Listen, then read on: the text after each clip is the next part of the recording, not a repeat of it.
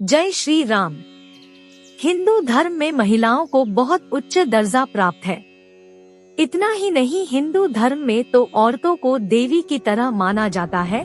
लेकिन इन सब के बावजूद भी महीने के कुछ ऐसे दिन होते हैं जब इन्हें अपवित्र माना जाता है। रोजाना लोग जिन हाथों से बने खाने का स्वाद लेते हैं, तो क्यों महीने के 4 से 5 दिन के लिए उनके वही हाथ अछूत हो जाते हैं। एक तरफ जहां विज्ञान हर महीने महिलाओं के साथ होने वाली इस समस्या को सामान्य बताता है, तो वहीं ग्रंथों में इस महिला की कमजोरी बताया गया है। तो चलिए आपको बताते हैं कि क्यों सिर्फ महिलाएं ही दर्द को झेलती है। पौराणिक कथाओं के अनुसार महिलाओं की इस समस्या के सीधे जिम्मेदार देवराज इंद्र हैं। कहा जाता है कि उन्होंने खुद को ब्रह्महत्या के पाप से खुद को मुक्त करने के लिए महिलाओं को मासिक धर्म का श्राप दिया है। भागवत पुराण के अनुसार एक बार गुरु बृहस्पति इंद्रदेव से नाराज हो गए, जिसका फायदा उठाकर असुरों ने देवलोक पर धावा बोल दिया। फिर क्या था, सभी देवता अपनी जान बचाने के लिए दौड़ भाग करने लगे। जिसको जहां जगह मिली वहां जाकर छिप गए, और जब इंद्रदेव की जान पर बात आई तो वे भी अपनी गद्दी छोड़कर भाग निकले। फिर गिरते पड़ते अपनी जान बचाते हुए इंद्रदेव सृष्टि के रचनाकार ब्रह्मा जी के पास पहुँचे और ब्रह्मा जी से मदद मांगने लगे। इंद्रदेव की ये हालत देखकर ब्रह्मदेव ने एक सुझाव दिया। उन्होंने कहा है, इंद्रदेव, अगर तुम अपनी जान बचानी है और गद्दी असुरों के हाथ से छुड़ानी है तो तुम्हें एक ब्रह्मज्ञानी की सेवा करनी होगी। अगर तुमने अपनी सेवा से उन्हें खुश कर दिया तो तुम्हें स्वर्गलोक वापस मिल जाएगा। फिर क्या था, इंद्रदेव को न चाहते हुए भी एक ब्रह्मज्ञानी की सेवा में तत्पर हो गए। लेकिन इंद्रदेव इस बात से अनजान थे कि जिसकी वे सेवा कर रहे थे वो ब्रह्मज्ञानी असुरों के कुल से था। उसकी माता एक असुर थी, जिसकी वजह से उस ब्रह्मज्ञानी को असुरों से कुछ ज्यादा ही लगाव था। असुरों से लगाव के कारण वो ज्ञानी इंद्रदेव की सारी हवन सामग्री देवताओं के बजाय असुरों को अर्पित कर देते थे।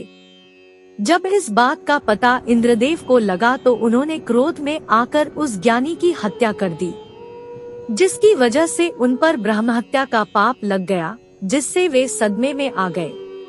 अब ये तो सब जानते ही हैं कि दूसरों का मजाक बनाने वाले को सजा तो जरूर मिलती है, तो इंद्रदेव कैसे बचे रह सकते थे।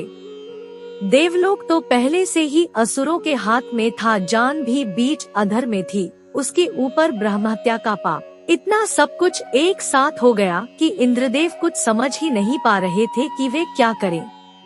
तब वे भगवान विष्णु की शरण में, तो भगवान विष्णु ने उन्हें सुझाव देते हुए कहा कि हे देवराज, इसके लिए आपको पेड़, भूमि, जल और स्त्री में अपना थोड़ा थोड़ा पाप बांटना होगा। साथ में सभी को एक एक वरदान भी देना होगा। भगवान विष्णु के कहे अनुसार देवराज इंद्र ने सबसे पहले पेड़ के पास जाकर उसे अपने श्राप का थोड़ा अंश लेने का अनुरोध किया। तब पेड़ में इंद्रदेव के पाप का 1/4 हिस्सा ले लिया, जिसके बदले में इंद्रदेव ने पेड़ को वरदान दिया कि मरने के बाद स्वयं ही पेड़ अपने आप को जीवित कर सकता है। इसके बाद इंद्र के अनुरोध पर जल ने पाप का कुछ हिस्सा ले लिया। बदले में इंद्रदेव ने वरदान के रूप में उसे अन्य वस्तुओं को पवित्र करने की शक्ति प्रदान की। इसी वजह से हिंदू धर्म में जल को पवित्र मानते हुए पूजा पाठ में इस्तेमाल किया जाता है। इसी तरह भूमि ने भी इंद्रदेव के पाप का कुछ अंश स्वीकार कर लिया, जिसके बदले में इंद्रदेव ने भूमि को वरदान दिया कि उस पर आई चोटें अपने आप भर जाएगी। और आखिर में इंद्रदेव एक स्त्री के पास गए और उनसे पाप का अंश लेने का अनुरोध किया, जिसके बाद स्त्री ने इंद्रदेव के पाप का बचा सारा अंश अपने ऊपर ले लिया। जिसके बाद ही महिलाओं को हर महीने मासिक धर्म की पीड़ा सहनी पड़ती है। लेकिन इसके बदले में इंद्रदेव ने महिलाओं को वरदान दिया कि महिलाएं पुरुषों की अपेक्षा काम का आनंद ज्यादा ले पाएगी, और तभी से महिलाएं मासिक धर्म के रूप में ब्रह्म हत्या का पाप झेल रही है। यही कारण है जिस वजह से महिलाओं को मासिक धर्म का दर्द झेल पड़ता है।